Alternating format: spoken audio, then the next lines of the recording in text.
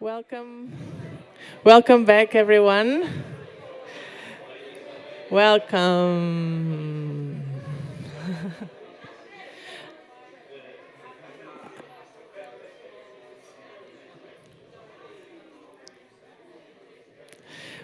Welcome. I hope you had a great coffee break. Thank you for the joyful moment with the group picture.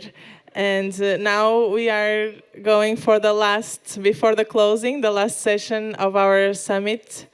So we're going to hear about the rise of alternatives. So alternatives to new hydropower, river restoration, and dam removal.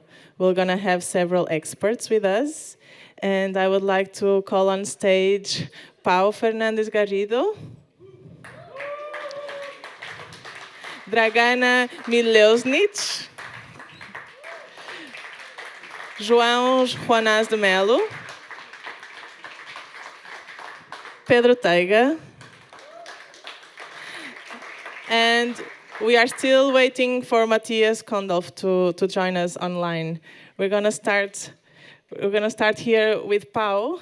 Yeah, she comes from the World Fish Migration Foundation and Dam Removal Europe, and she's gonna tell us about break free, restoring free flowing rivers in Europe by removing dams. She has been dedicated to studies on technical and neutralized fish waste design and dam removal, and coordinating World Fish Migration Days and collecting the barrier inventories for amber. You have a lot to share with us for sure. Welcome. Thank you. Thank you very much for the invitation. Thank you, everybody.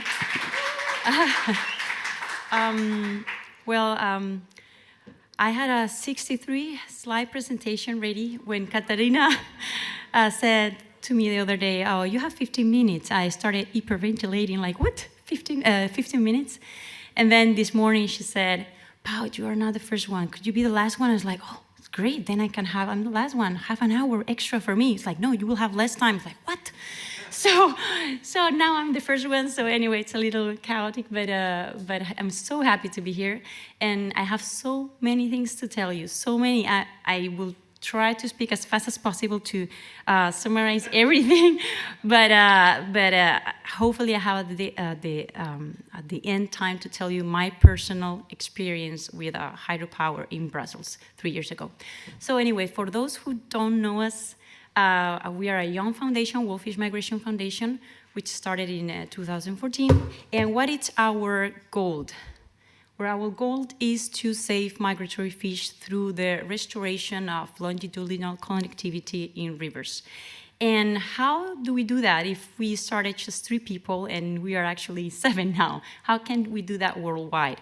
We started first with organizing World Fish Migration Day.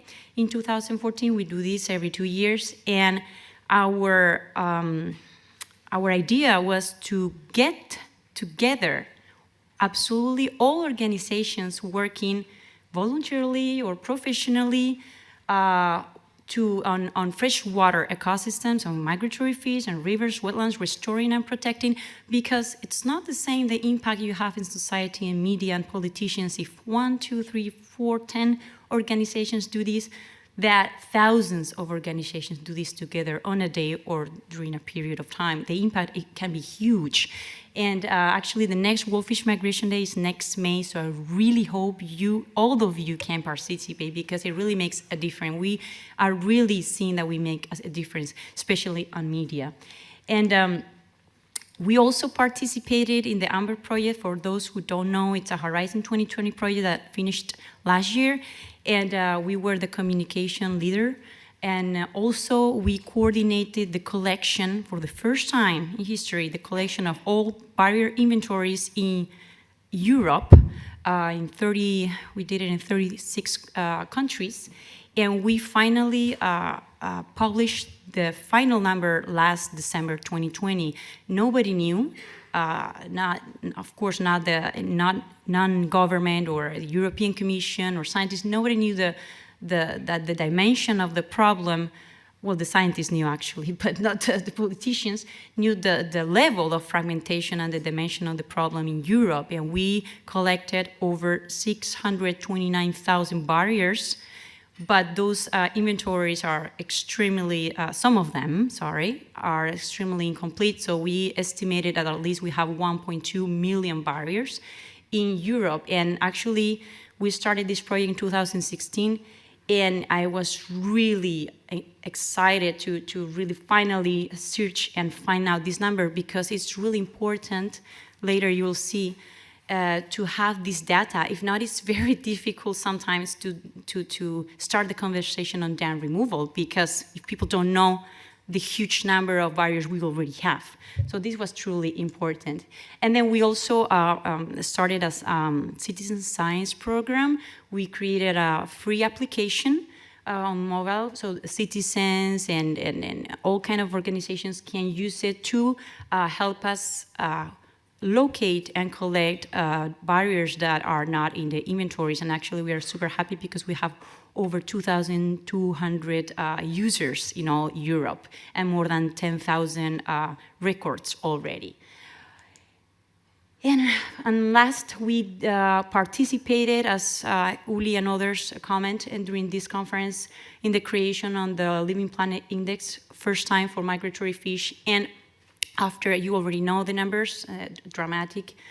After the publication of this index, where we saw that in the last 50 years, in Europe, we have a decrease of 93% of biodiversity in freshwater, we decided to create actually a global petition that I'm begging you to please sign it and distribute it and spread it. We have now, at this point, 320 signatures from 72 countries, but I mean, it's not enough. I mean, we are aiming for 1,000 signatures, not from individuals, but from all kind of organizations, associations, communities, movements, and we will try to bring it. We're working now, as we speak, to bring it to the United Nations COP 16 in China.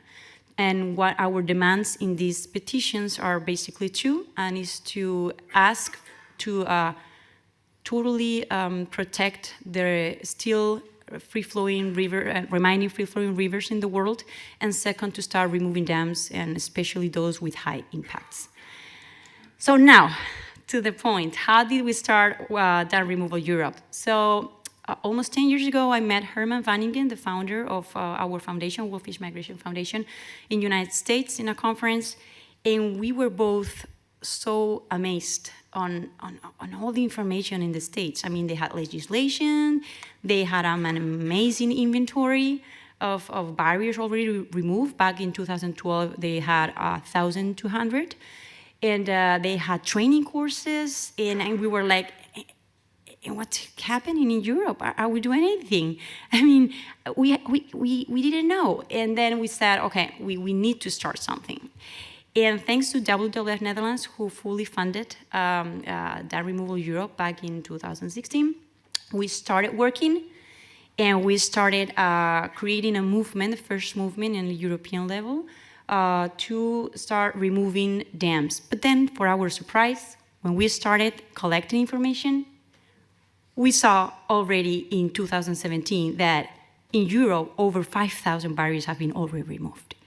And we were like, and why nobody's talking about this? Why nobody's sharing knowledge, cases studies, the benefits before and after results of the projects, and economic benefits? I mean, all these questions, who was paying for all of these, and for what, and based on what legislation and policies? So we have been 5 years collecting all this information, sharing it through Dam Removal Europe International Seminar. This was our first seminar. You can see Uli there, who is the happiest one of the conference. This was in Spain, Leon, November of 2016. And we have been doing yearly annual international seminars to exchange all this information, great cases studies, where you can learn even economic benefits thanks to dam removal. So it's not only about ecologic benefits, and that's the most shocking part for some people, even especially for the media. But also, and I would like to remind what Afonso said the other day, the next Dam Removal Europe international seminar will be actually in Portugal next May. So hopefully most of you can come, because it's going to be a very, very special one. And hopefully we can have a special case by then. So, but we don't only do international seminars, we do national seminars, and these are truly important. I would like to highlight the case of Lithuania.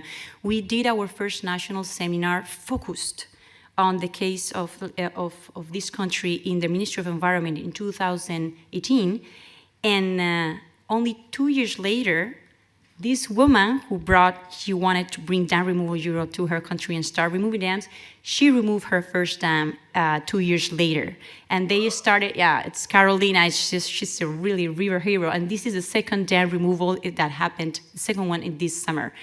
And they created the Ministry of Environment, a position in the ministry to actually tackle this problem, how to implement dam removal policy in their country, and to start the first steps on dam removal. And this is what we want to do, and try to scale up and implement this in all the countries without dam removal policy. Oh, sorry. I forgot that it was a video. But then we also, sorry. But then we also we don't only share cases, studies, and great practices and policy, but we tackle the problem of public resistance, because in Europe we truly have a problem with the public, except Finland. I will tell you later about Finland, which is an amazing case. Less than 10% or 5%, I don't remember exactly, of the population in Europe are against dam removal. They think they see dams like Egypt pyramids or something that they cannot touch. They think they're waterfalls. We have a true problem, and we need to really start informing the citizens about those wrong myths, and the impacts of dams. And actually, Finland, again, it's an amazing case, because they even have comics for children where they already show that we have to remove barriers for fish and for other things. So Finland, it's like the best case study, and they started an amazing dam removal policy and funding program in the government in 2019.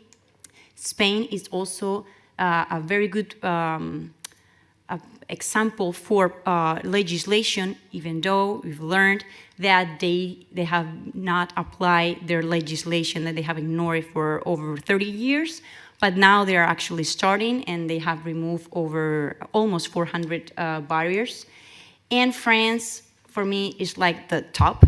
But I will tell you later also about France, that even though they have an amazing legislation and the water management mechanism they have, it's like, wow, amazing.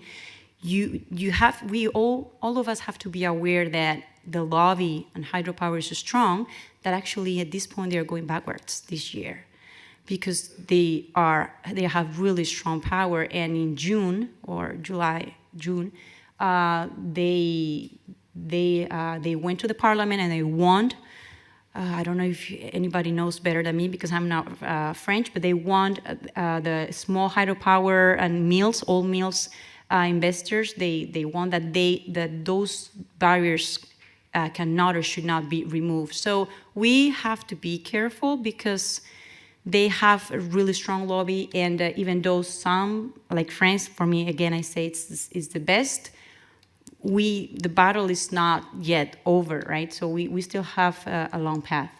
And then everything that I've told you until now, policy, great examples, all of this is going to be compressed in our next documentary called Dam Busters. It's going to be out in March, where we go to 5 countries, Spain, France, Lithuania, Estonia, and Finland, and we interview politicians, municipalities, kayakers, children, old people, scientists, lawyers like Pedro Tiger, and we learn why these countries are removing dams or why they started to remove dams, like in Lithuania, how are they managed, why this is important, and their methodology, and how to solve the social opposition and communication strategies. This I really encourage you to watch the documentary. And my personal wish, actually, is that even though this is true, it's focused on dam removal in Europe, I hope it's also spread outside Europe, because I hope that other countries in America, South America, Africa, Asia, they get an impact watching this and make them think, okay, so if they are putting so much money and so much effort to remove dams, what the hell are we doing building dams, right? You have 2 minutes, Pau. Thank you. So anyway, on the documentary, we have asked to 42 countries, but we are still missing some, like North Macedonia, Albania, Bosnia, Belarus, and a few more. So I really need to ask you for help. We have asked some people to send us a personal message for the documentary. I would like to share one of my favorite from Bulgaria. Hi everybody, we are with Ivan, our chairman from Balkanka Association, and we are on a river with already dammed. You see, the small hydropower in Bulgaria has a big impact on our rivers. In fact, they don't have any added value. They are only 1 or 2% of all energy production, and they're destroying our rivers. That's why we are standing for free rivers. It's really fantastic.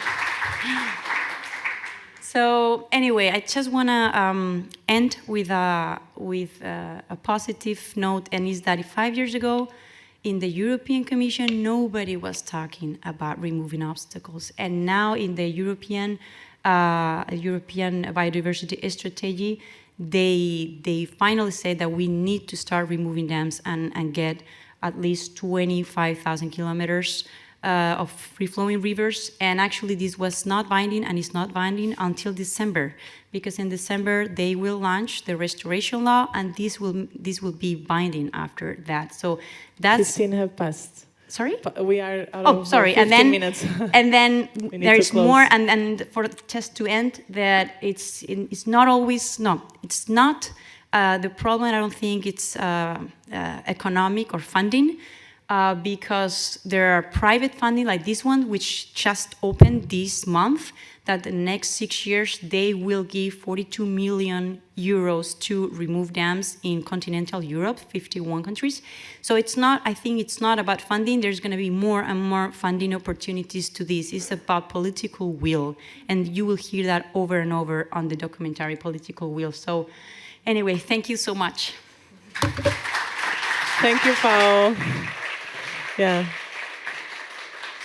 Thank you so much for sharing with us your work, engaging us. And I would like to try to engage Matthias Kondolf now. It seems like that he's online, and we would like to make a trial if we can have him on live stream. How are we, team? Little second. Okay, so I think we move on. We move on to the next. We wait. I'm trying to read the hand signs.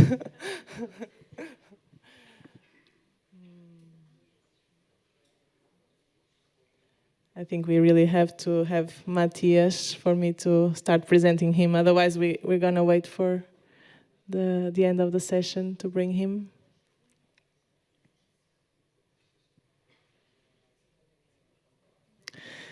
Here he is. Welcome, Matthias.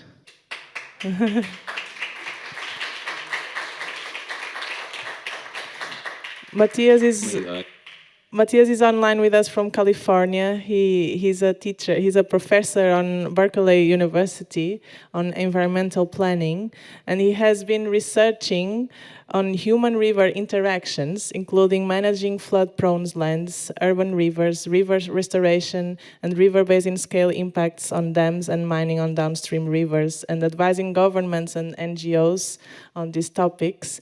And he's gonna tell us about Laissez faire la rivière. Welcome. Okay. All right. So unfortunately, the timing is difficult. I didn't realize when we were planning this that I would be in Texas. I'm on the Rio Grande River in Texas, and about to get in a boat to do field work on the river. But I recorded my presentation on Laissez faire la rivière, and so I believe you guys are set up to present that. Will that work? Now, unfortunately, I need to leave for the field in very shortly, so I won't be able to answer questions when it's over. So. Thank you, Matthias. It's a pity that we don't have you for the discussion, but thank you very much for your work anyway. Can we have the presentation?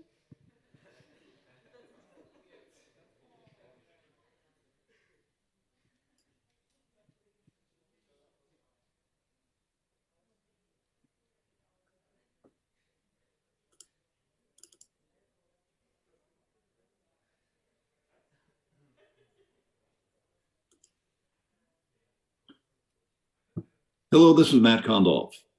I'm sorry I can't be with you in person. As you watch this, at that moment, I will be getting onto a boat on the Rio Grande River to do some field work today. But thanks to the magic of recording, we can provide this presentation pre-recorded. Laissez faire la rivière. That's what the presentation is called, and I hope by the end of it that you are convinced that that is a good idea. Why? Because natural river processes are driven by channel dynamics. The ecological values that we are usually trying to restore, they depend on the flow of water, the transport of sediment, nutrients, and organic matter, which then result in habitat complexity, which then provides the basis for the ecosystem. It's a good question, can we restore these processes in urban areas? And I submit in this presentation that, yes, sometimes it is possible, not always, but there are opportunities to do this. Dynamic channel movement creates habitats. Nice example is in the Sacramento River of California, whereas the channel migrates, it maintains vertical cohesive silt banks, which are excellent habitat for bank swallows. While on the other side of the channel, we build a point bar that provides habitat for juveniles in shallow water and other organisms. And the deep pool that exists at the base of the bank is good habitat for large fish. And this palimpsest of habitats migrates across the floodplain. At any one time, habitat is being destroyed, but a new one is being created nearby. And this gets us to this concept of setting aside or restoring a river corridor within which the river can freely erode, deposit, flood, connect side channels, connect the surface and groundwaters. This idea of the river corridor is known in France as the Espace de Liberté, or erodible corridor. The fluvial territory in Spain, in Bavaria, it's called elbow room for the rivers. In the US, channel migration zone or streamway. Now, these words all refer to something quite different from room for the river, the Dutch concept, which is really just for flooding, a place for the water to go. With a river corridor, we're talking about dynamic fluvial erosion and deposition. not simply a space for floodwaters. We can think in terms of process-based ecosystem restoration. Many projects today are billed as being process restoration, but many are not really. These are some criteria for how you can tell what's real process restoration. The first one is, does the project involve increasing the width of the corridor, a net gain in fluvial process space? And does the project use natural energy, the energy of the flood flow and the growth of vegetation to create the change, to create the new channel? This and minimize resorting to outside energy sources such as fossil fuels. So there are a couple of other criteria, but we want to focus on these two: the net gain in fluvial process space and the use of natural energy for the restoration. First example is the Esar River in Munich. Here, the natural processes were restored, not only restoring the ecological connectivity, but also the social connectivity of people with their river. All this was possible despite the highly urban setting. They removed rock walls that had been constraining the channel. They allowed gravel margins to erode. They added gravel to the river upstream of the city, which provided the material for gravel bars, which were constantly shifting. And as a result, you have heavy use of these riverside gravel bars and mid-channel bars, both by people and by wildlife. So again, the Esar was formerly stabilized by stones along the base of its banks. The stones were removed and the channel was widened from an average of typically 50 meters to 90 meters. Now, where there was infrastructure, bank protection was buried and set back from the channel, such that if the channel started eroding towards that road or pipeline, whatever it was to be protected, that this rock would launch to protect it. So this created a dynamic river channel with shifting forms and a lot of ecological value. There was also a flood risk problem, and to address that, the conveyance of the channel was increased. The channel cross-section was enlarged, height of the dikes was increased, and some of the floodplain surface was lowered to increase the conveyance. On the bottom here, you see the hidden bank protection, or we call sleeping riprap. The protection here was removed so that if the channel eroded all the way over to here, these rocks would launch. They would fall and create a protected bank. Again, as I mentioned, gravel was added to the river upstream of the city to provide the material to build these gravel bars, which are now heavily used by people and wildlife. The project was 8 kilometers long, constructed over 11 years at a cost of 35 million euros, which for what they did, I think was a very reasonable price. So recapping on the Esar, the process space, the corridor width was enlarged. Sediment was added to compensate for the prior deficit. The natural energy of floods was used to construct gravel bars. So they were not built by bulldozers, but by the river itself. And they dealt with the flood risk by increasing the channel conveyance. And now we have very heavy use of these gravel bars, both by people and wildlife. Somewhat different example is the American River at Sacramento, California.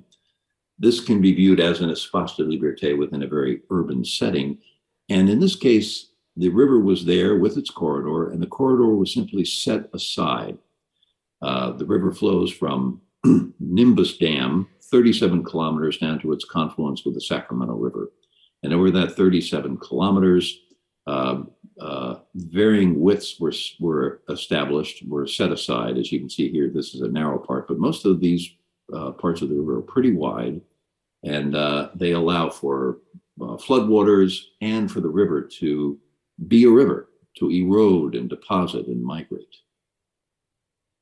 There are over 100 kilometers of trails for bicycles, horses, pedestrians, over 8 million visitors, and a considerable contribution to the local economy. Gravel is added to the channel to provide habitat, spawning habitat for fall run Chinook salmon. which are in most years quite plentiful in the river. And then, of course, it's also a popular spot for recreational kayaking and canoeing. Being in an urban environment and in California with its absurdly high housing costs, the Parkway is facing challenges from homeless encampments. These have greatly increased in the past decade because of the housing crisis. But despite these issues, the American River Parkway provides high-quality salmon habitat, public space, and recreation for the urban Sacramento area. The large width of the corridor allows it to safely convey the design flood. Now, another approach to encouraging the river to construct its own channel is to excavate a grid of channels, or what we call a diagram, from which the river can choose its course. This concept was pioneered on the Aire River in Geneva. The Aire was formerly straightened, and it was in a trapezoidal canal that you see here on the lower left.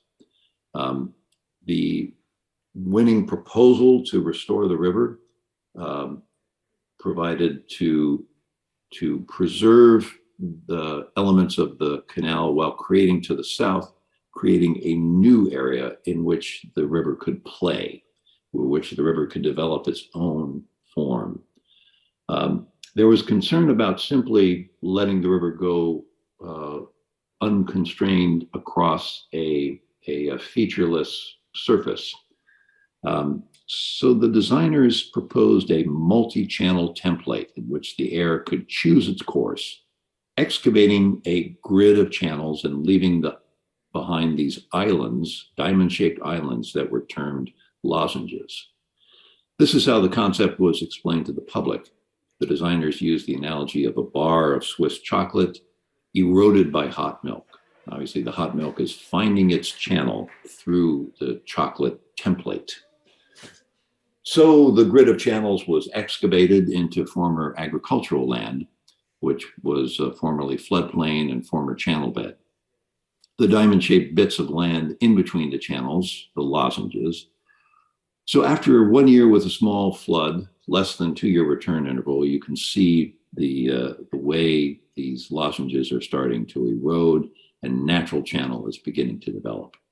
So we can watch this evolution over the first 2 years of channel evolution on the Aire River with this sequence of drone photographs showing going from the very well-defined grid to a very naturalized channel. We can zoom in more and look at a few of these points in time. This is right after the grid was established, before any flows had eroded it. This is after a year of erosion and deposition, and then after 2 years of erosion and deposition. This is described in a paper we have coming out in Landscape Architecture Frontiers, talking about both the Aire and the Esar. And it's in a book by my colleague, the designer of this project, Georges Descombes, called Laissez faire la rivière. And this is the cover of that book, published by InFolio. So it's the book's in French. It's a fascinating exploration of some of the ideas behind this project. The most recent phase of the Aire River project is now underway. Another 500-meter reach of lozenges was completed in October. Then a flood of 14 cumecs on the 1st of November eroded the lozenges, transporting sediment downstream. This is a photo I took a few weeks ago, right after that flood. And you can see the remnants here of the lozenges that had been constructed, and we haven't yet calculated how much sediment was moved out in this 14 cumec flood, but it was really impressive.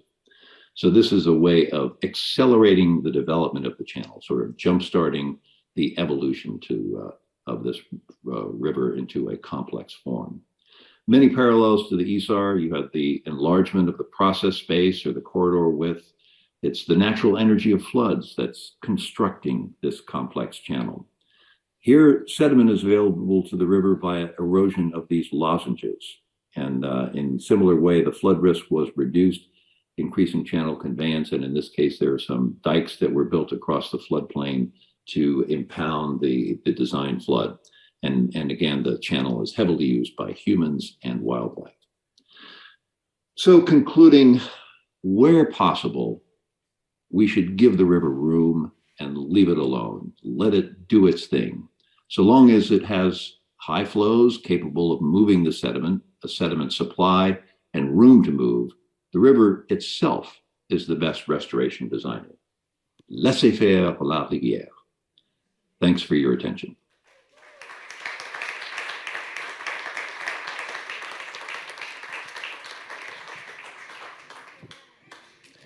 Thank you so much, Matthias. I don't know if he's still with us or maybe, yeah, he went on the boat. Yeah, great inspiration. And now I would like to invite Dragana. She comes from Serbia, from the Nature Conservancy. She has been working. Welcome. She has been working with renewable energies expansion fit for nature and local communities, and leading freshwater protection work in the region. And she's telling us about durable freshwater protection, low impact energy seating, and river restoration. Welcome.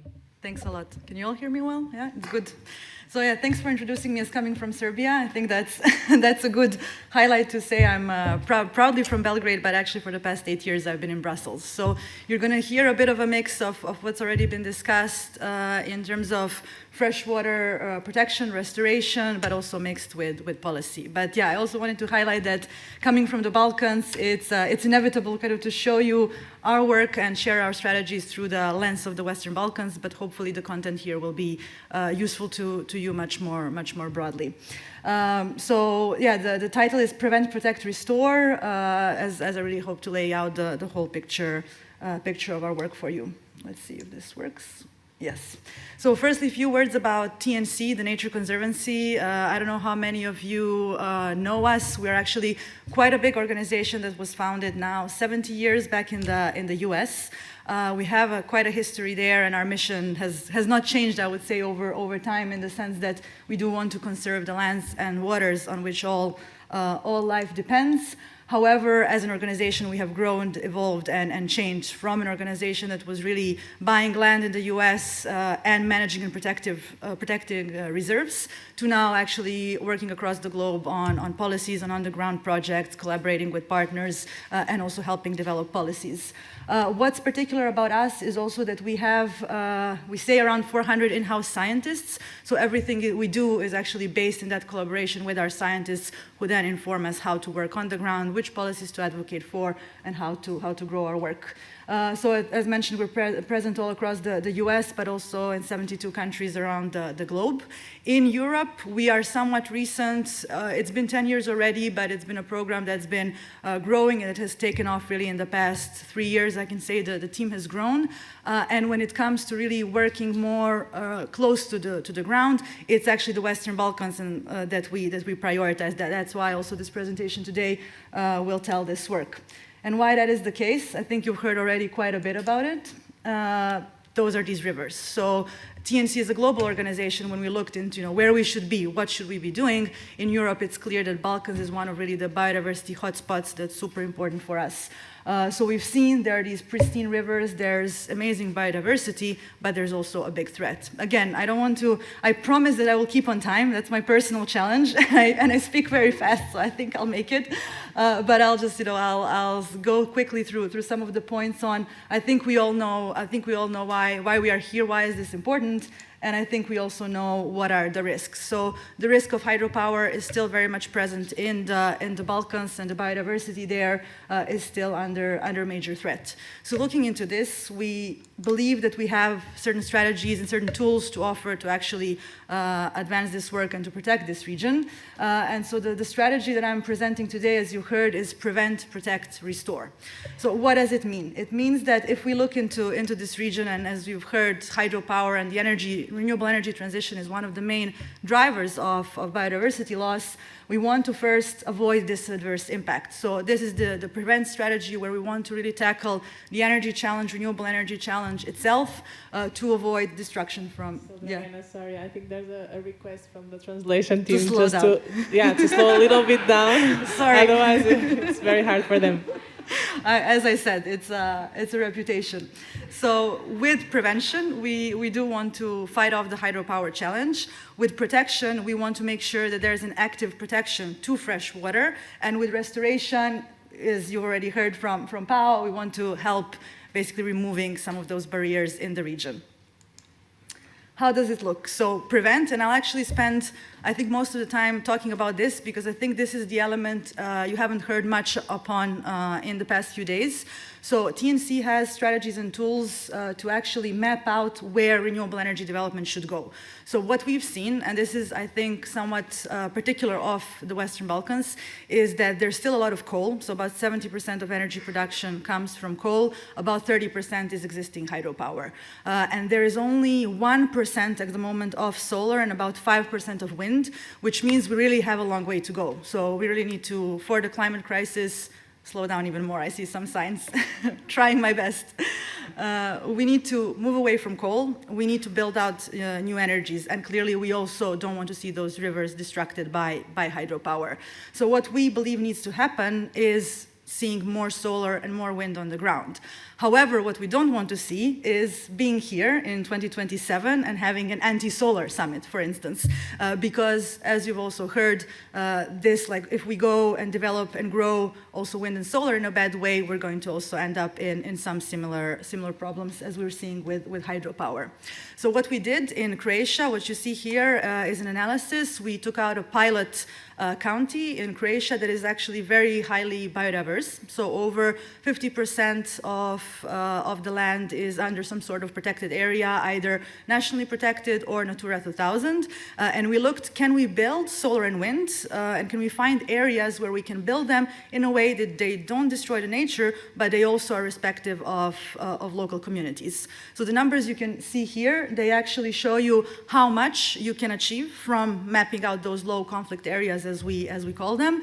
And you can actually see that only in one county that is already quite biodiverse, you can meet half of Croatia's solar and wind target. So that was for us a really good example to show that if you really go to the field, if you talk to local stakeholders, if you understand where they want to see development, where they don't want to see development, that we can still find those areas that we can meet those targets. And I'll show you two quick slides just to see how that looks. So this is where we started off. So you overlay technical suitability and these environmental and social criterias, but then you can actually zoom them out into a very small territory, but it still can produce sufficient energy for a country like Croatia and for their targets. So we believe this is a way to go in terms of also promoting renewable energy and tackling renewable energy transition head on.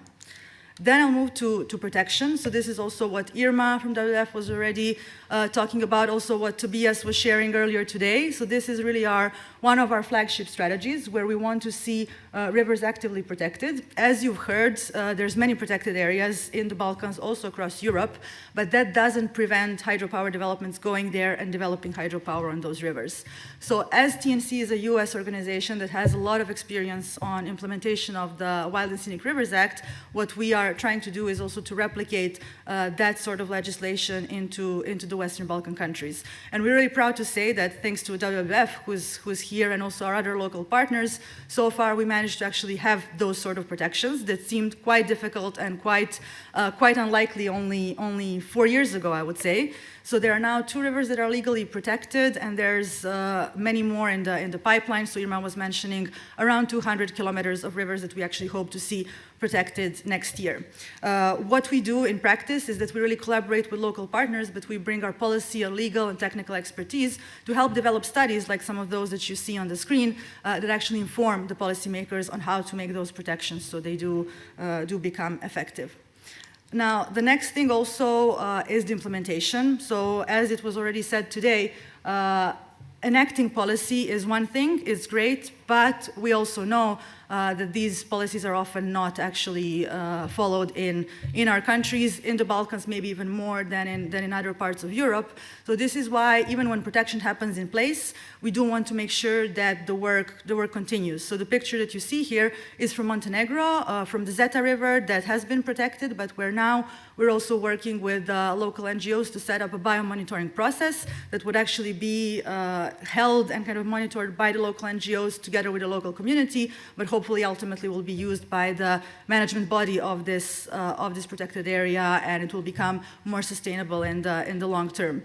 So all those sorts of activities, we're also here to help support and enact, because as I said, we're here to stay and just to see those rivers truly protected in the long term. We also work with that municipality to help develop a management plan and just kind of provide any help we can to set up those basic tools that in principle all our countries should already have. And then finally, restoration. You've heard quite a bit on that already, and the star photo here is from Montenegro, from our colleague Milja up there, so I think he deserves one special clap for everyone in the room. For what you've heard is the first barrier removal in the Balkans. So again, TNC, you've seen also Penobscot and other cases. These are all the cases that TNC has been working on in the US. And we have experts who really know how to plan out really and to execute barrier removals and dam removals in the right way. So this is what we're trying to do, especially supporting WWF Adria and other local partners to actually plan these things. So after Montenegro here, where we're really just, it was so quick and so sudden and so well done that we didn't even have to support much, but now we're working on other cases in Croatia and Slovenia that we hope actually see happening and celebrating. I don't know if in May next year that will be possible, but during the next year I hope it will be. And this is just a flavor of what's coming up next. So what we hope to see is just replicating and making those tools that we are using available to others. So one of the highlights for the next year is actually developing as well a toolkit, but a durable freshwater protection toolkit that we will summarize everything we've been doing and learning from our work in the region, and then also training and just sharing this tool with all of you. So already next year, I hope we will be here presenting that. On the planning side, we are now elevating, like the county pilot that you saw for Croatia, to the national level in Slovenia, in Croatia, and Serbia potentially as well.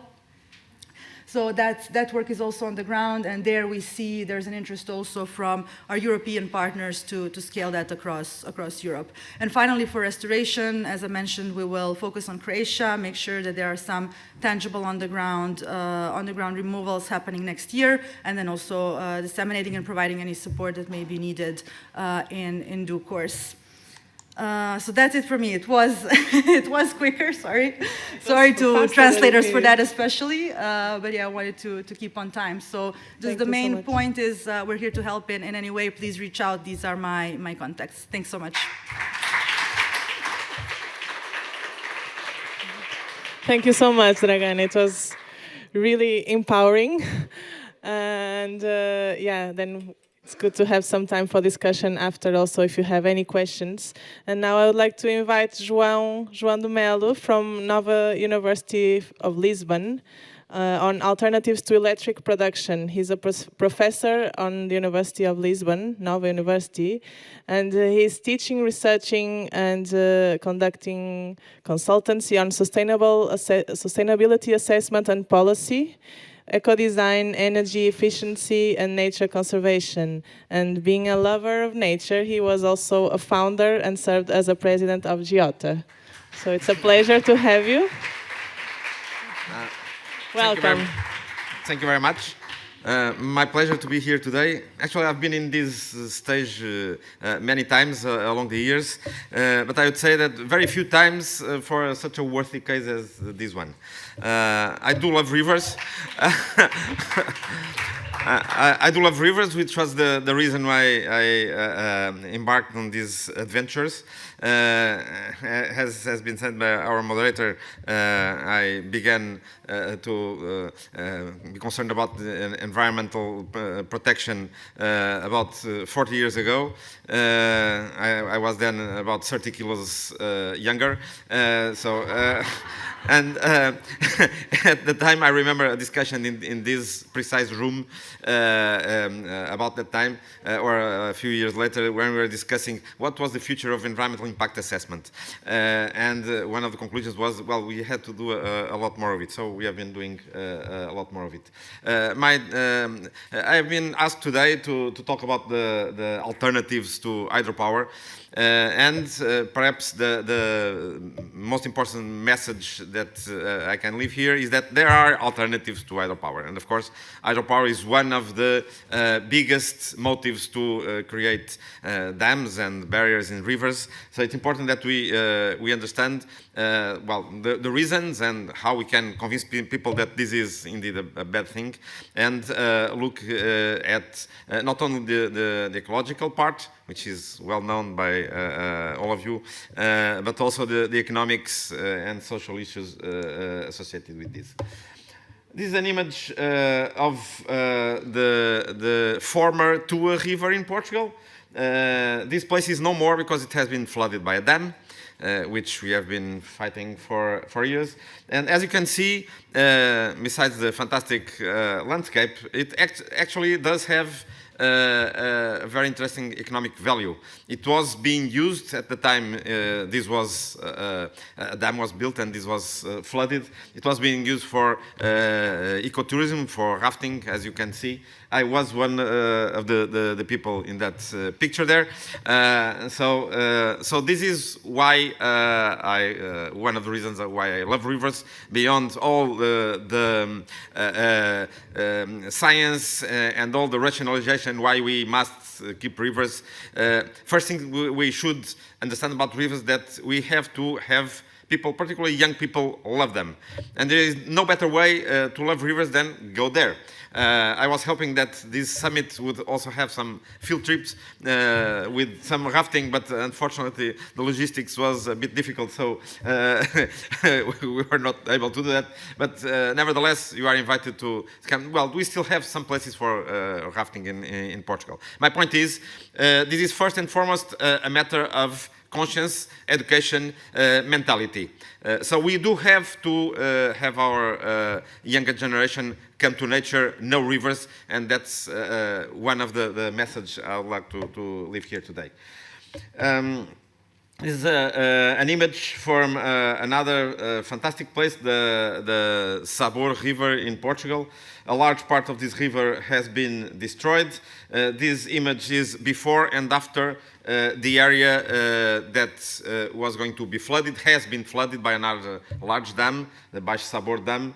And as you can see here, this placard from EDP, that's our biggest electric company who built the dam, and they say, don't go there. This is actually a picture from the exact same place before and after it was the woods were cut down. Because if the woods would not have been cut down, we would now, besides the destruction of the ecosystem as a whole, we would be emitting methane, because organic matter underwater, particularly under stagnated water, it will decompose, it will ferment, and will liberate methane instead of CO2, which is, depending on how you do the calculations, 10 to 20 times per carbon atom more, create more global warming than even CO2. So you can see some of the destruction that is made. Not only the river ecosystem disappears, which has been one of the main talks in this conference, but also the river banks disappear, the whole ecological corridor disappear, and this is particularly a problem in areas like we have in Portugal, with a lot of relief. The orography is very steep, so this is particularly a problem. All the good agricultural land disappears, and the soil itself disappears after it is flooded for a couple of years.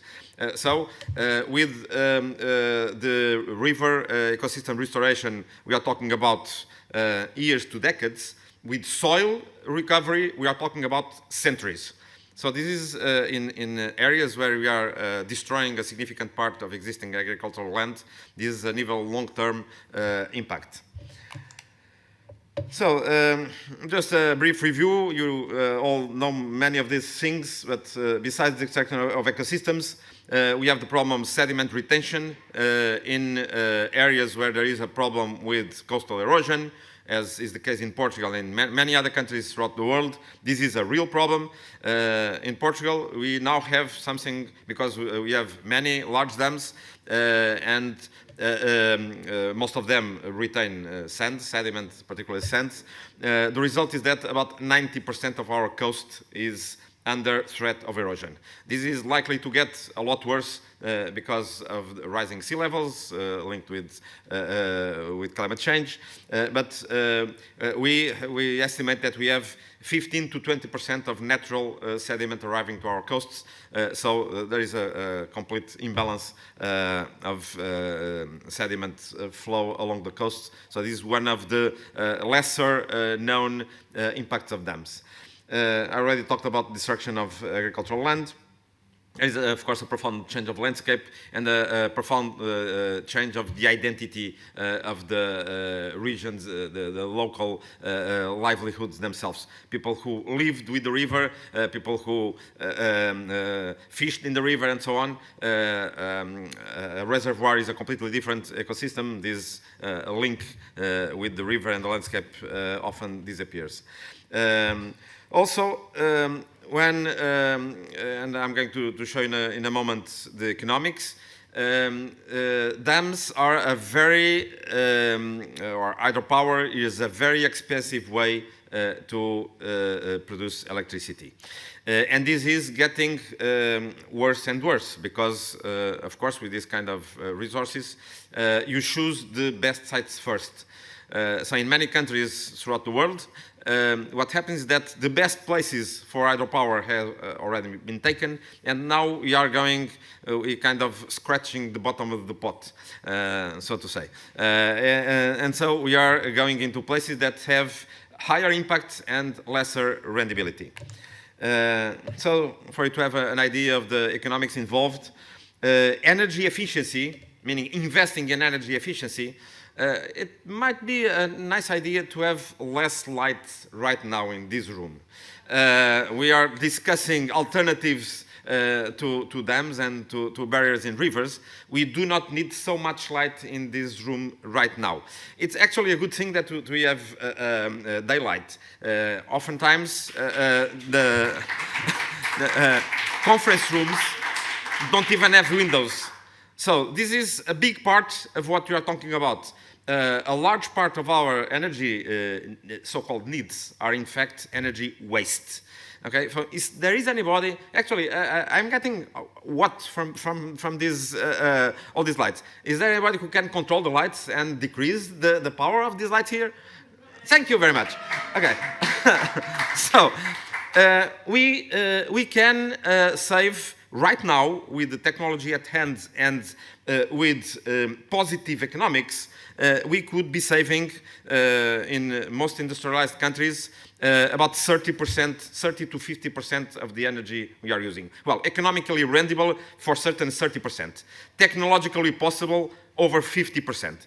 And these energy efficiency investments will have often negative costs, so they will have actually a profit, and even when they have cost, they have a very low cost. So each new kilowatt hour or megawatt hour that is produced has a much higher cost than investing in energy efficiency. This is true all over the world.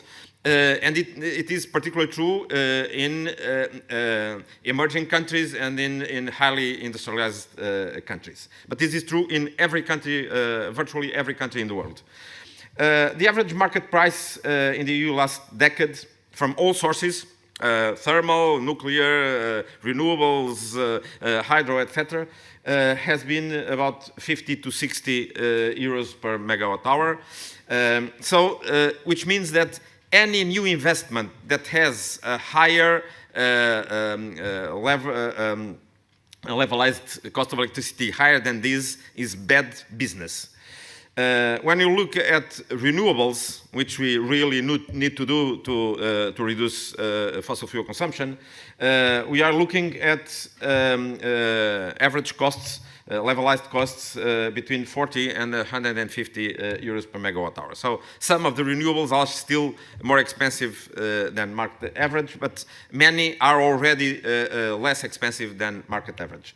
And when we look at new dams being built in the past few years or projected in Europe, particularly, the expected levelized cost, these figures are not widely publicized. The companies that want to build the dams certainly do not publicize them, nor the governments that support them. They have levelized costs between 100 and 300 euros per megawatt hour.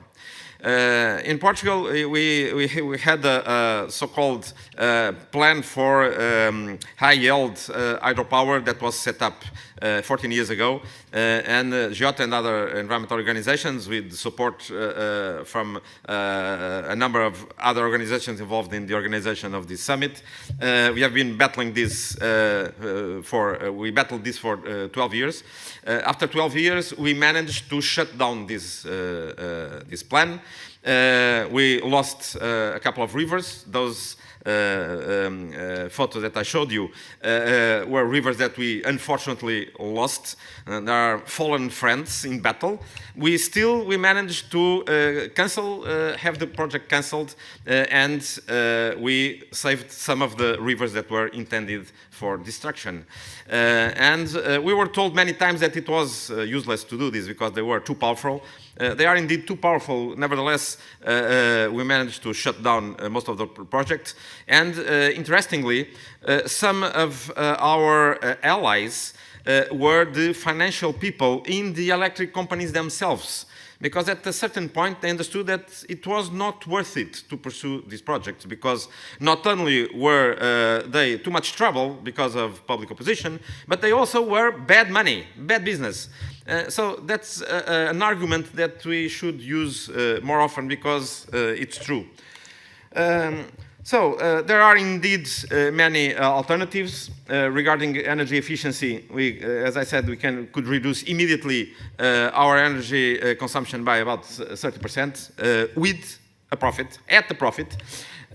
We can manage power and storage that will decrease the needs for installed power. So we have to proceed with source substitution.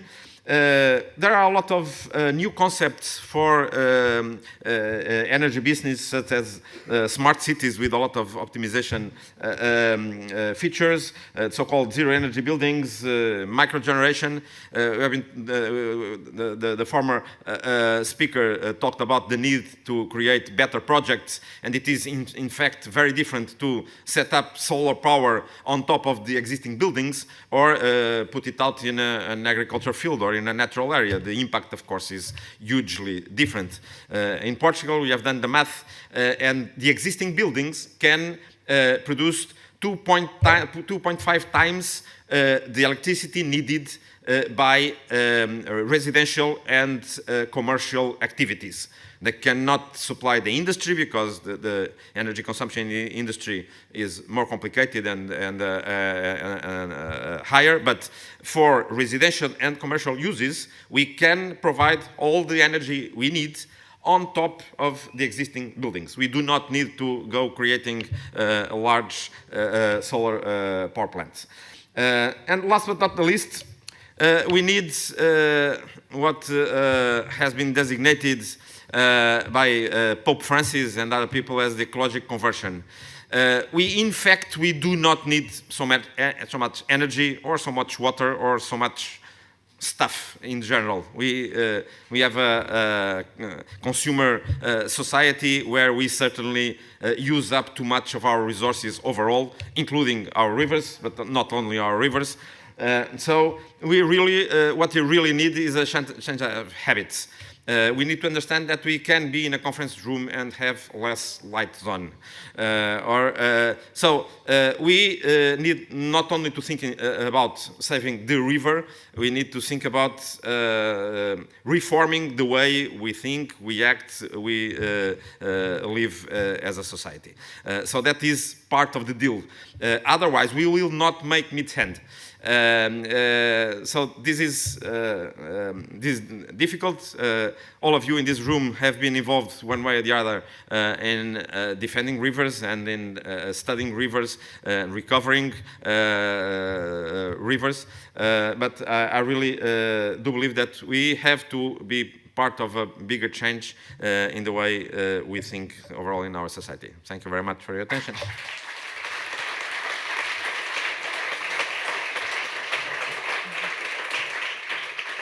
Thank you so much, João.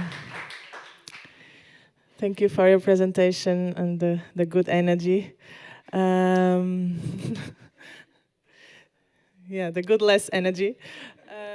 We're gonna go to our last presentation, not definitely the least. I'm happy to present you Pedro Tiger.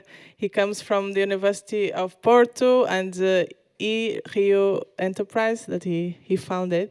And he's gonna speak to us in Portuguese, so you know where to find the link for translation to English. And if you need a headphone, you can also come here and pick it.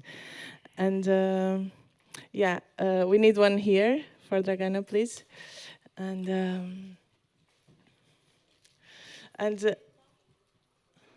And Pedro, he's a specialist in rehabilitation of rivers, and he has been working a lot with the Faculty of Engineering of University of Porto, and combining engineering with the river restoration.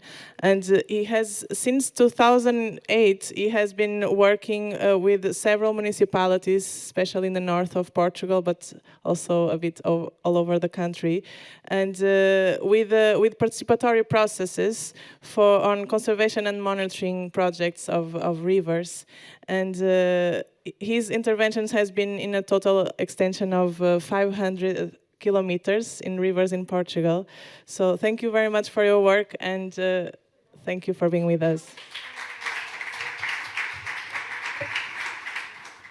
Yeah, for the link, for the translation, you need to go to the website page, homepage, you have the link there. Thank you. Muito obrigado. Eu vou falar em português por um grande desafio.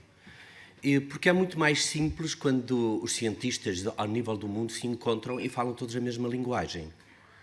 A grande dificuldade que nós temos hoje aqui é efetivamente como é que nós nos entendemos uns com os outros, mas principalmente como é que nós entendemos a linguagem dos rios. E qual é a linguagem dos nossos rios. É um grande prazer também estar aqui nesta sala com a EGJ, como movimento associativo, onde ao longo de décadas tenho trabalhado na defesa dos rios. Mas também com outras associações e outras pessoas que estão aqui, desde a área da investigação, o Matias Condolfo, que já tive a oportunidade de estar com ele na frente de rios, efetivamente a mostrar-lhe que em Portugal também se trabalha com rios, e não é só a nível internacional, e que são pessoas muito inspiradoras e que me têm ensinado muito acerca desta linguagem dos rios. O meu desafio, efetivamente, é grande, porque esta linguagem dos rios e esta linguagem natural, na ciência, é muito simples, por onde correm, onde nascem. E em Portugal existem 429 mil quilómetros de linhas de água. E todas as linhas de água, desde a nascente, têm uma linguagem muito própria. E o rio que me vai servir de inspiração é o rio Mondego, que é uma pequena nascente, exatamente como uma criança que começa a gatinhar. Há outros rios que nascem logo grandes, cársticos, como o rio Lis. Há outros rios que só têm pedras, parece que só têm dificuldades. Mas qual é que é a nossa forma de seres humanos que nós olhamos para os rios e qual é que é a forma que nós estamos a ensinar para as gerações vindouras? É que isto não é simples. Por um lado, o Joanás falou e muito bem, porque é que matamos o rio Sabor? Porque é que matamos o rio Tua? E eu assisti a essa morte deles. E não conseguimos salvá-los. Agora estamos a falar em remoção de barragens. E ainda assistimos em simultâneo à construção de barragens. Esta é a dificuldade do nosso património genético como seres humanos, onde nós temos que aprender a linguagem dos homens e a linguagem da biodiversidade, da cultura, dos moinhos abandonados. E quem é que nos ensina esta linguagem dos rios em Portugal? são também os nossos antepassados e as pessoas que na frente dos rios têm muito para dizer. A linguagem da biodiversidade, essa é simples ou complexa para outros, que não têm biodiversidade em termos de atuação. Entender a erosão dos rios ou a sedimentação é um processo físico e simples. Mas porquê é que nós quisemos, como sociedade, esconder os rios e esquecer toda esta forma de vida e esta forma que nós podemos ser mais saudáveis e viver melhor? A cidade de Lisboa está construída em cima de rios. E os rios matam. Os rios são ferozes. E essa é a linguagem que muitas das pessoas têm acerca dos rios. As questões das alterações climáticas em Portugal fazem-se ver também acerca dos incêndios. E este é o estado com que ficam os nossos rios e a solução também para os rios também está nos rios em termos de proteção e de galerias ribeirinhas. Um outro aspecto é a questão das espécies invasoras. Como é que nós vamos atuar? Sim, porque o responsável por elas estarem a degradar os nossos rios também somos nós, seres humanos. E esta forma de atuar temos, efetivamente, leis que respeitar. E as leis em Portugal são claras. Precisamos de mais leis? Concordo. Mas pelo menos vamos respeitar o que temos. E a questão prioritária é que nós não respeitamos as leis que já temos em Portugal. Então, o primeiro repto que eu lanço a este fórum é: vamos fazer cumprir a lei dos rios em Portugal. E, efetivamente, fazer pressão para que outras leis também venham para a mão de cima e as consigamos trabalhar. Em Portugal, de uma forma clara, os rios são privados. Um proprietário, outro proprietário. E o solo do fundo do rio também é privado. A responsabilidade de cuidar do corredor ecológico é dos privados. Dentro dos aglomerados urbanos, é dos municípios, sob supervisão da Agência Portuguesa do Ambiente. Já é assim desde o tempo dos guarda-rios, já é assim desde há muitos anos. E a lei não mudou. Então quem tem que mudar é o modo de atuar na valorização deste corredor ecológico. E uma das principais dificuldades de nós, em Portugal, não conseguirmos remover barragens é porque a nossa lei atribui um título de utilização quando eu construo uma barragem ou um dique ou um açude, há um decreto-lei em que é o 226/A que atribui um título e que diz: a partir de agora, este açude é para o resto da vida. Dele e das gerações vindouras. Isto é a nossa lei em termos de utilização. E se eu tenho um açude, para dar água a um moinho, eu vou deitá-lo fora, é que se eu a seguir quiser construir outro açude, os ambientalistas dizem que não pode construir açudes. Não, tem que se fazer muita coisa para se poder construir um açude. Mas destruir, eu, proprietário, digo que não. E não há ninguém que me obrigue a dizer que sim. A não ser que, efetivamente, alguém compre, alguém exproprie, alguém crie regras que também existem em Portugal para que isso possa acontecer. Então vamos utilizar as regras que temos para, efetivamente, poder fazer essa remoção das bacias hidrográficas. Parte da sensibilização está feita, então vou mostrar, efetivamente, aquilo que eu ando a trabalhar ao longo dos últimos 20 anos. Eu, ao longo dos últimos 20 anos, eu tenho andado a trabalhar naquilo que chamo os rios 3.0. Rios para todos. Não são os rios do medo, mas os rios da biodiversidade, onde todos fazemos parte da solução, em termos hidráulicos, ecológicos e sociais. Onde os rios são, efetivamente, um objetivo de restauro, voltar para a situação pristina. Eu vou trabalhar na parte da reabilitação de rios, em termos de cumprir as leis da Diretiva Quadro da Água, em termos de atuação. E para isso é necessário trabalho. Nos últimos anos tenho-me dedicado, com uma equipa multidisciplinar, a trabalhar em Portugal. Os projetos que vou apresentar é onde é que eu diretamente estou implicado a fazer trabalho. Aquilo que eu gostava é que a lei da água se convertesse efetivamente no Plano Nacional da Água, o Plano de Gestão de Regiões Hidrográficas, e tivesse um PERLA, um plano estratégico para a reabilitação das linhas de água à escala municipal ou multimunicipal, para que existam projetos efetivos de materialização e melhoria de rios, com intervenções que respeitem o que foi escrito no projeto de papel e para que haja manutenção, monitorização do que estamos a fazer. Porque se não existir estas componentes de monitorização, então a Europa venham muitos milhões de euros que nós gastamos-los e depois não sabemos o que é que vai acontecer naquele espaço, em termos de médio e longo prazo. E, efetivamente, trabalho é aquilo que tenho feito ao longo dos últimos quilómetros de linhas de água e isto significa falar em português com muitos proprietários. Vou apresentar só aqui alguns dos exemplos de como é que nós vamos materializar uma galeria ribeirinha, colocar vegetação autóctone ao longo das margens. Atenção, que muitas das vezes só estamos a trabalhar com algumas espécies, não com a biodiversidade toda que existe nas nossas linhas de água, porque não há sementes nem plantas autóctones no nosso mercado. Então, se existir, efetivamente, essa produção, vamos poder utilizá-la mais. Esta viagem começou já há alguns anos e um primeiro projeto que o Condolf literalmente me dizia era que fazer reabilitação em aglomerados urbanos e cidades é muito difícil. Este é o primeiro projeto em que eu participei na cidade do Porto, em que desentubamos um rio. O rio estava coberto, exatamente como estava aqui.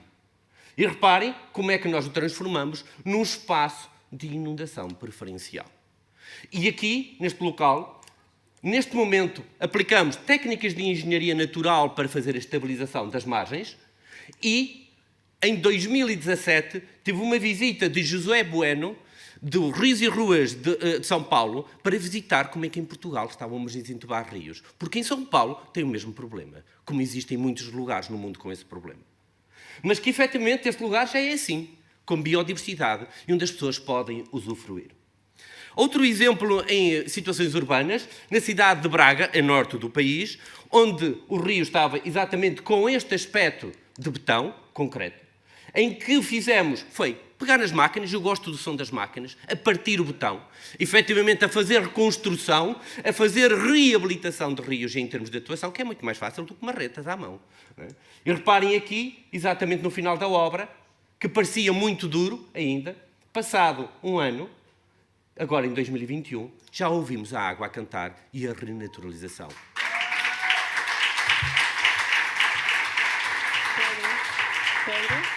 Pedro? Os peixes já regressaram a este local. Tens 5 minutos só para saberes. Ok, vou acelerar um bocadinho mais como os rios. Vila Nova de Famalicão, outro exemplo de outro proprietário, e reparem, vinhas em cima do rio.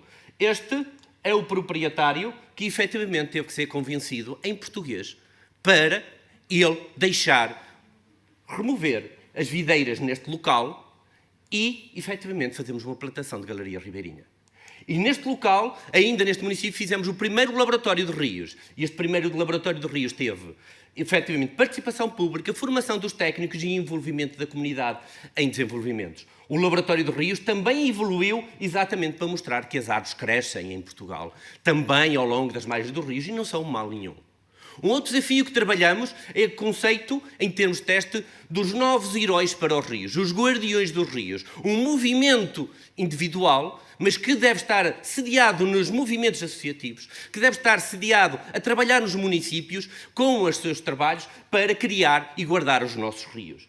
E para isso queremos criar uma nova forma de estar e de viver os nossos rios para fazer a valorização.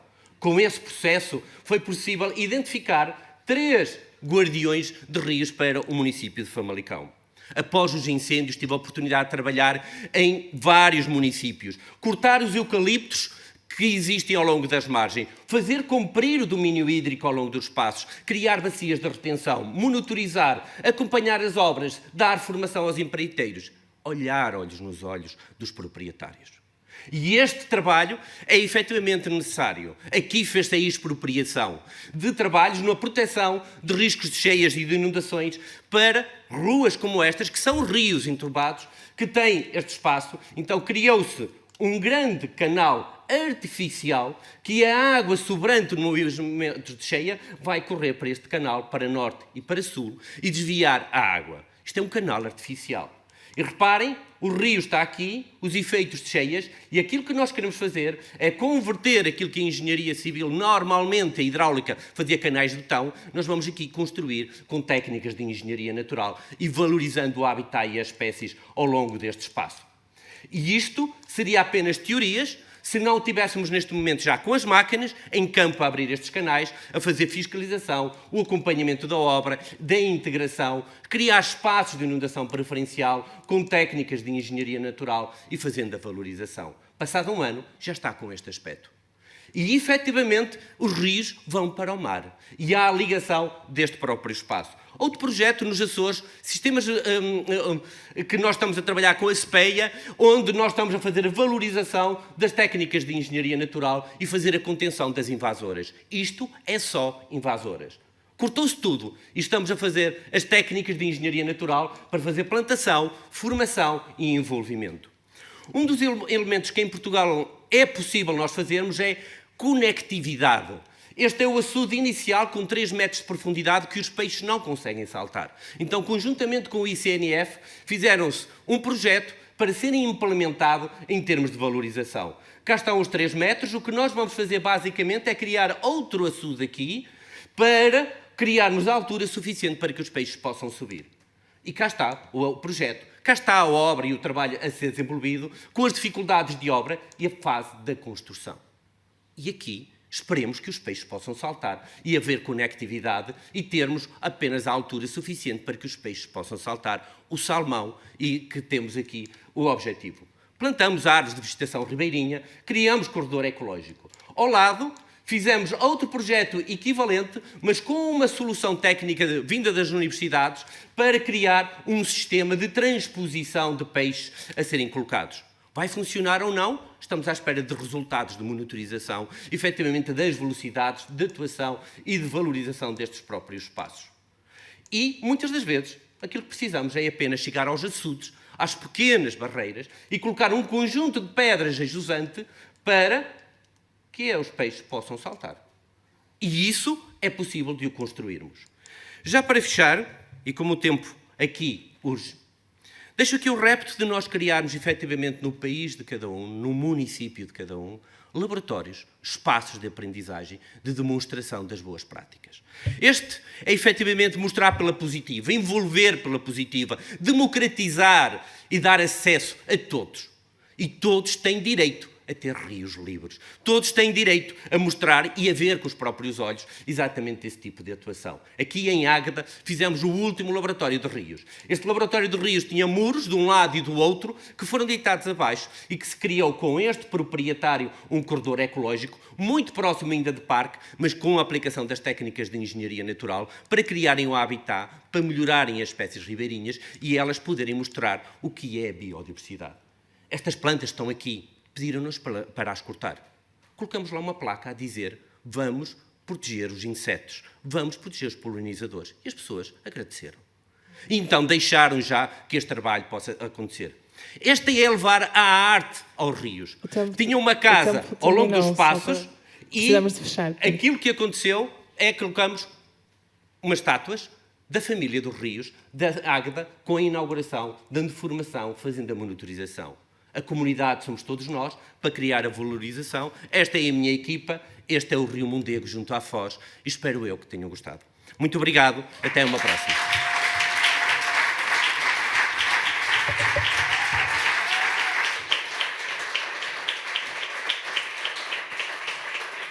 Wow. Wow, thank you so much, Pedro. It's really, really inspiring to feel that it's possible to make changes. And we are already in the end of time, but thank you so much for your presentations, and I would like to still open for 2 or 3 questions, comments, so we can also go towards closing the day and the summit. Anybody has a question or a comment for this amazing panel?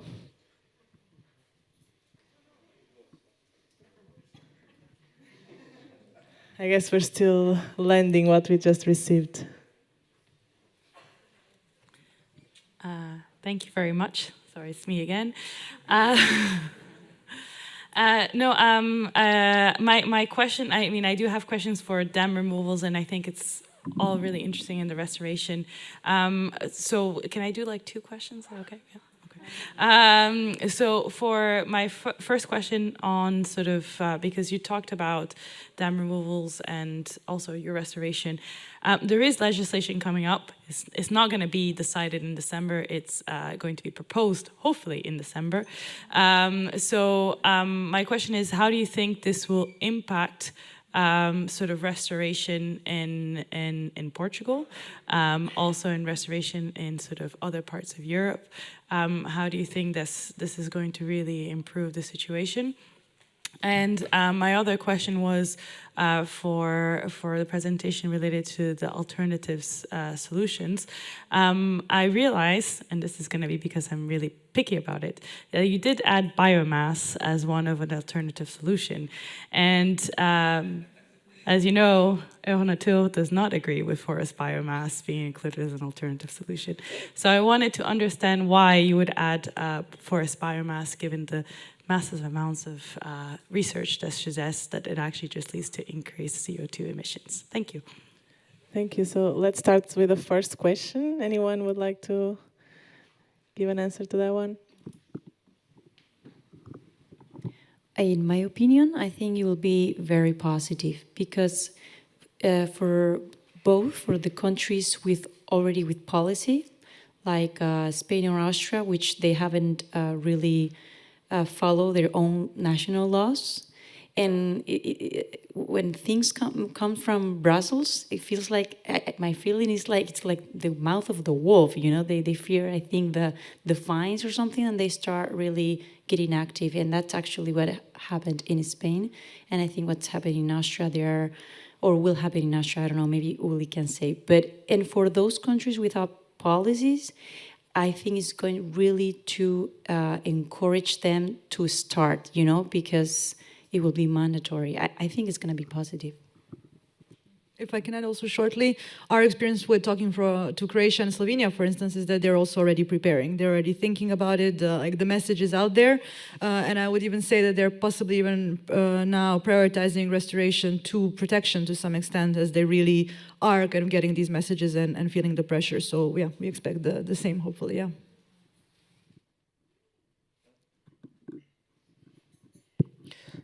Thank you for your question. It's actually a very good question. Who stand for the environment are often asked that, okay, you don't want dams, you don't want nuclear power, you don't want coal, so what can we use? We are in a society that needs energy. We do not want to give up our fridges and our TV sets and so on. And the answer to your question has two parts. First, as I've said, I spent the last 3 years of my life, or a lot of hours, studying an alternative energy strategy with my team at university. And what we found out was that indeed we have many alternatives. There is no magic wand. There is not one technology that will solve all problems. All forms of mass energy production will have impacts. Some are worse than others. I would say that hydropower is one of the worst because it directly destroys a large part of our ecosystems, but all of them have significant impacts. Specifically regarding biomass, I am not in favor of what you might call industrial plantations for energy use. I'm definitely not in favor of that. However, in our day-to-day life, in our industrial society, we do have a lot of biomass waste. There are many industries who have biomass waste. In our homes, we have a lot of biological waste. Part of it can be converted to fertilizer, and part of it can actually be converted to energy.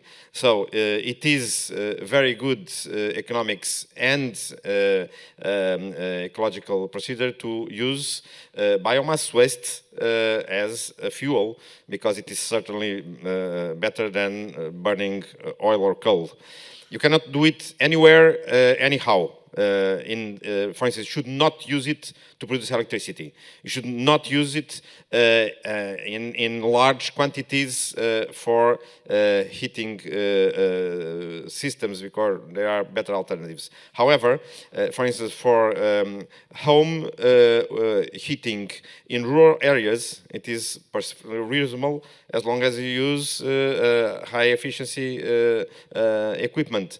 It is perfectly okay to use industrial biomass waste and convert it to fuels under controlled combustion systems. So it is really a matter of exactly what you use and how. And I repeat, I'm not in favor of having mass plantation of whatever for energy use to substitute for oil or that, because that will create more conflicts and more environmental damage. That is, it is worse. We do have some leeway to use some biomass for specific uses. Yes. Thank you as well. Pedro, would you like to add on any of the questions? You think it's, yeah? Is there any other question, Catarina? So thank you all for your amazing talks. And this question is directed to Pedro, but also it would be interesting for the others to comment. Pedro, a tua fala foi poética, inspiradora, mas também muito científica e com um conteúdo muito correto, muito forte. Obrigada por isso. A coisa que me chamou mais a atenção foi a necessidade de mudarmos comportamentos, que acho que esta coisa de termos os rios entubados. Eu vivi nos últimos 6 anos numa cidade que era a Veneza do Amazonas e que agora tem os rios todos entubados, e pensava muitas vezes em como naquele local em específico se aproveitava o rio ali era a rua das pessoas, ainda mais do que no resto do mundo.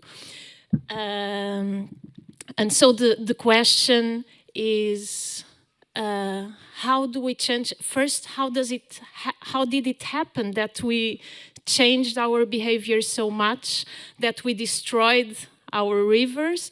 And how do we change the behavior now? How do we really act on changing the behavior of people? Because that's the first thing that we have to think on. People have to want alternatives. People have to want us to have free-flowing rivers. And that's not, we have to get people interested in this. So we need to change behaviors. That's the question, how to do that.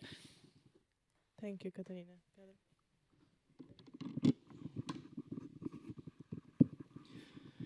Muito obrigado pela questão.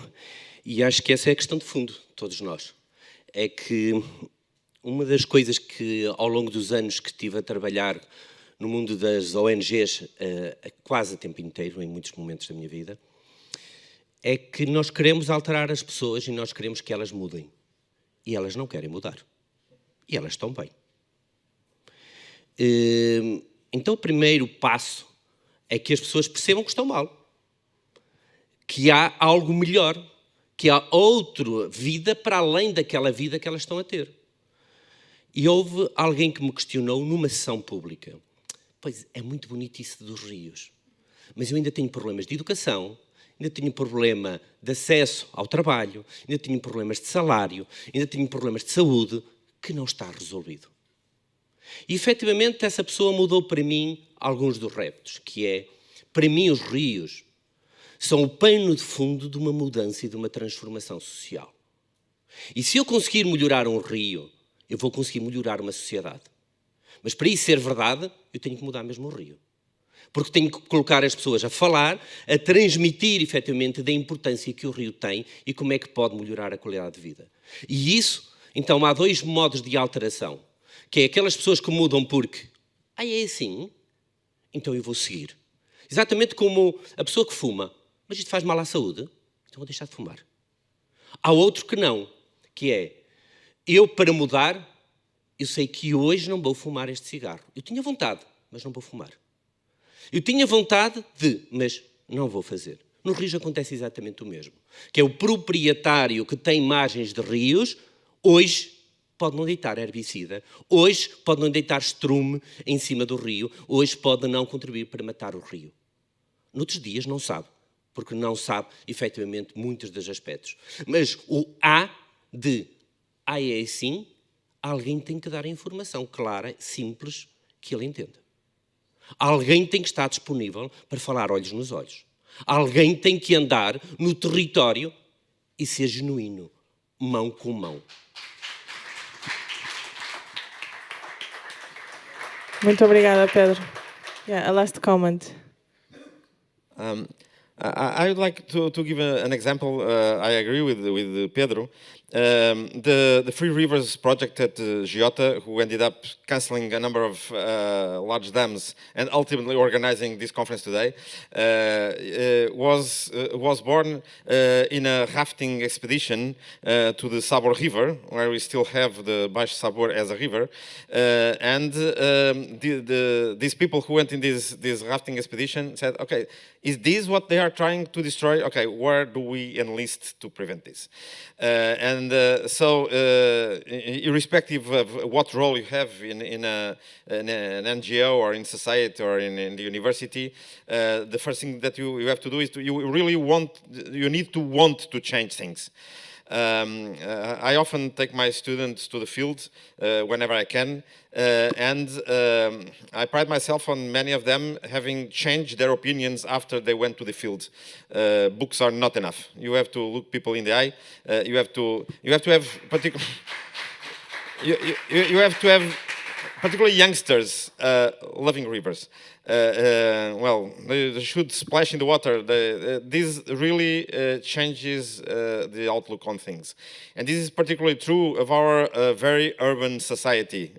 Most of us live in cities. Most of our children live in cities. And if they don't know best, they will not have any drive to change things. So this is as much an absolute need for us to have a public opinion that wants to save rivers, as it is a matter of, I'd say, that survival for our society. We will not survive to the level of unsustainability that we are inflicting upon the environment at large. So this is really something. The education part. Well, we have covered today and in the past few days a lot of things: science, advocacy, and so on and so forth. And all of those things are the tools that we absolutely need. But the deep down, what will change things is education, is having people, particularly youngsters, love nature, love rivers. Thank you as well. Thank you so much. I think we close with this very good feeling of this last question and answer. Thank you very much. We don't have more time for questions or more comments. It would be lovely to go on, but we really have a schedule to keep. And yeah, I would like to ask a last applause to the amazing panel. And thank you so much for your contributions. You can go. Yeah, I'm gonna now call others to close the day. So.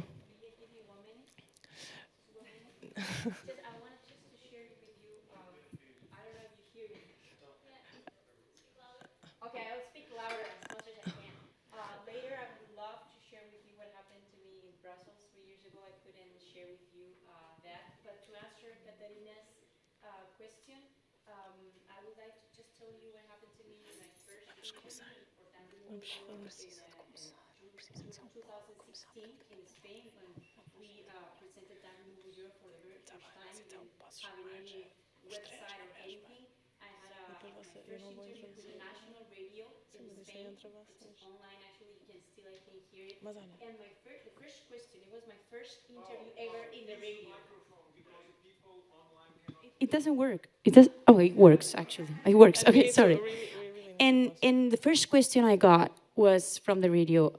Well, we saw that you have in this conference presented dam removal. So you want to remove dams, but why you want to do this? Because we need them. So the first question was so negative, right? Was like I was the mean one.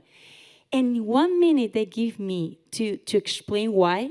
And the conversation completely changed. The next question was, oh, really? And what is the government doing about this? And is it a plan to remove dams? Just for 1 minute, I would tell them, well, do you know how many dams we have in Spain and in Europe? Try to find it. You won't find it. We don't know. I can't calculate. I had already calculated how many dams we had in Spain, and it was like over 50,000. And in our inventories, we have 21. Where are the others? And what is the safety status? And actually, they are breaking our law because our law says that after using and finishing using a dam, you have to remove it. So actually, they are just breaking the law. And they are affecting our aquifers. They are affecting our beaches. Our beaches are not recovering and disappearing. We have to put so much money in the beaches to recover. For example, we prefer. I'm sorry to interrupt. We really need to close. On the health system, just for a minute, and the conversation changed. So I think we really need to put more importance into the rivers. Thank you. I would like to ask. You can leave the stage now. Yeah, you can leave. So we can ask